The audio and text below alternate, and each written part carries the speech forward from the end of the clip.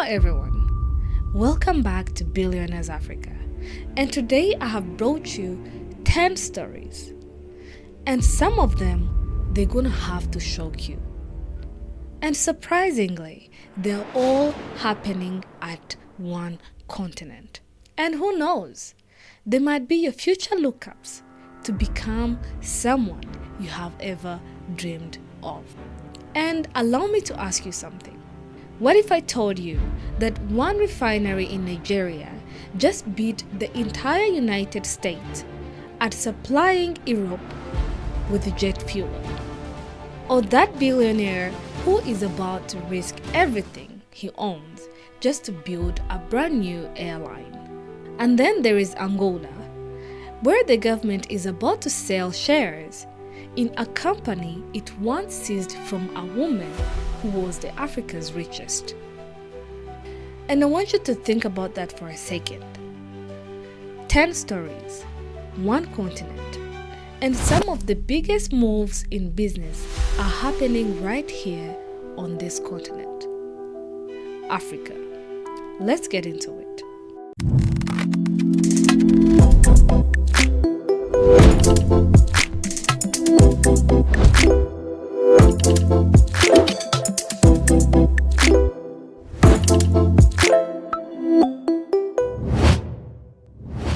Okay, let us start with Lagos. And honestly, these numbers have stopped me from my tracks.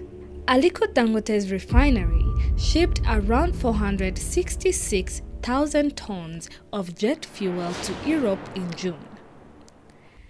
And now here is why it's such a big deal. That a single refinery supplies more jet fuel to Europe than the entire United States during the month.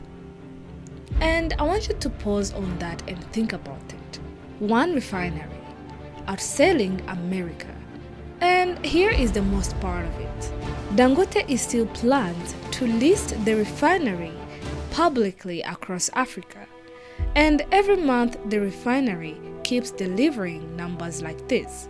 And this strengthens the value of investors could be looking at.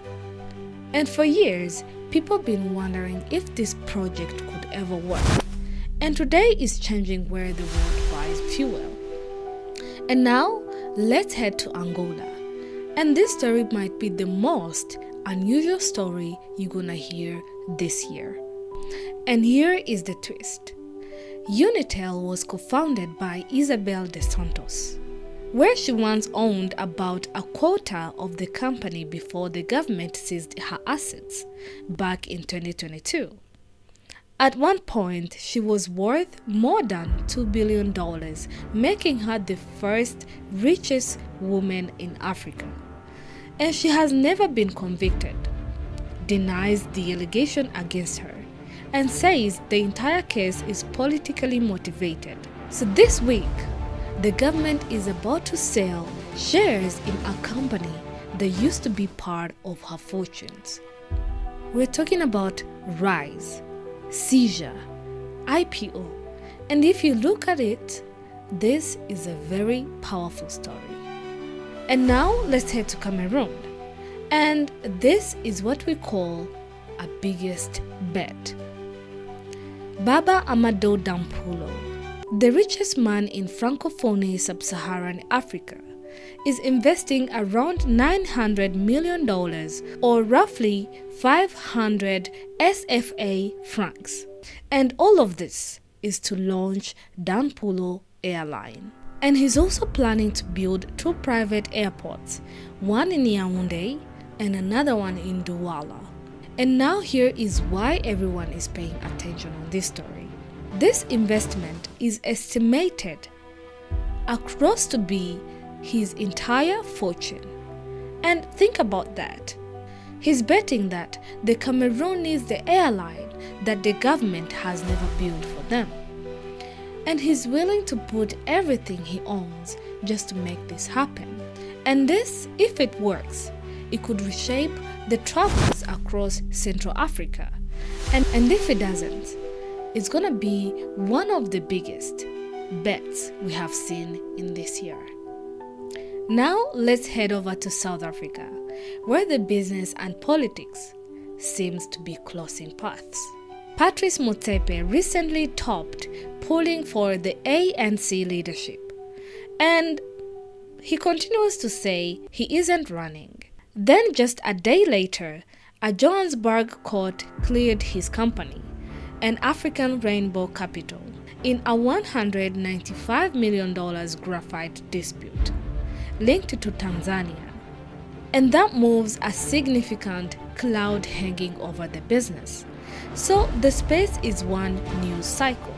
A billionaire is ruling a party appears to want, who says he doesn't want the position, and also scores a major legal victory.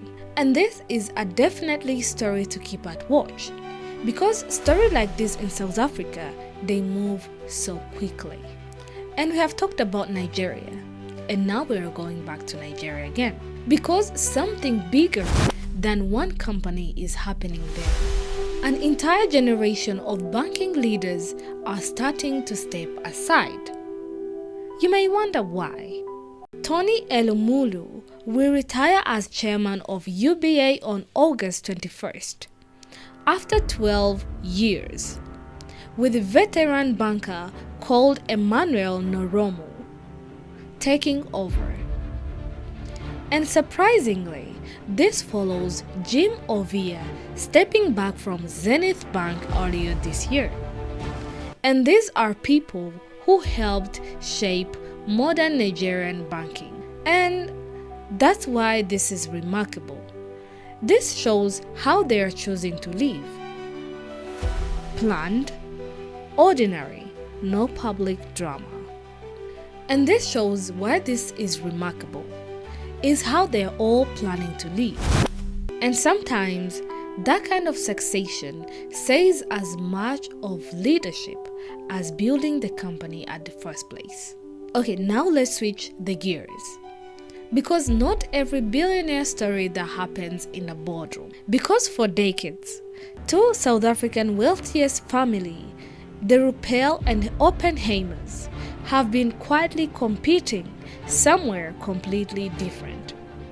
The horse racing.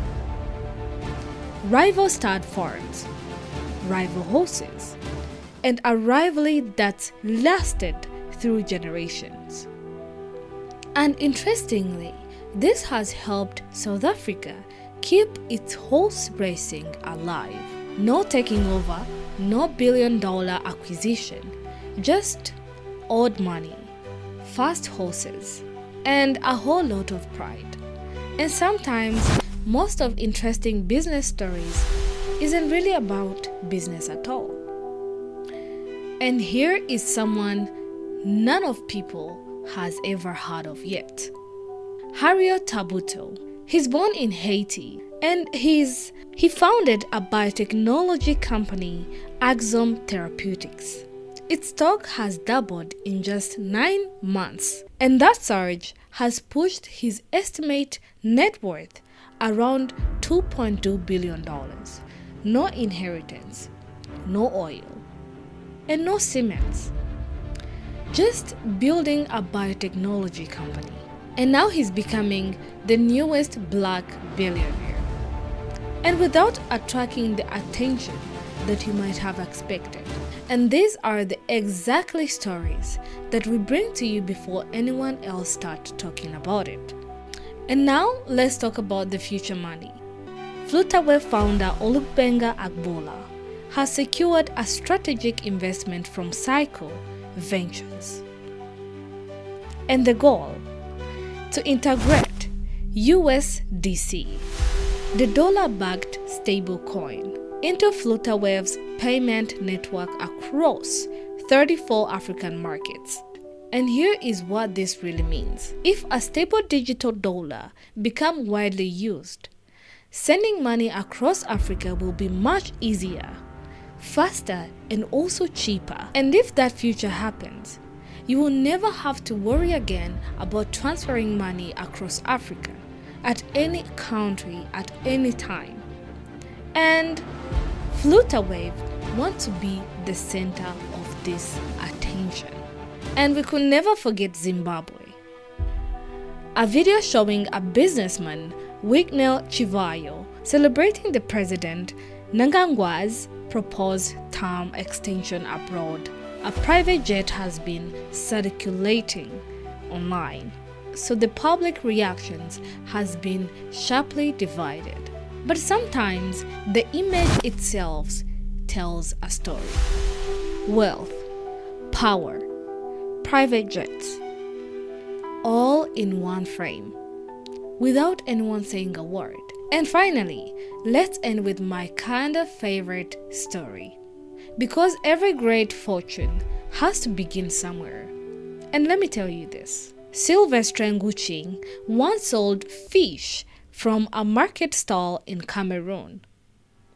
And today, he has built a fortune worth more than $28 million.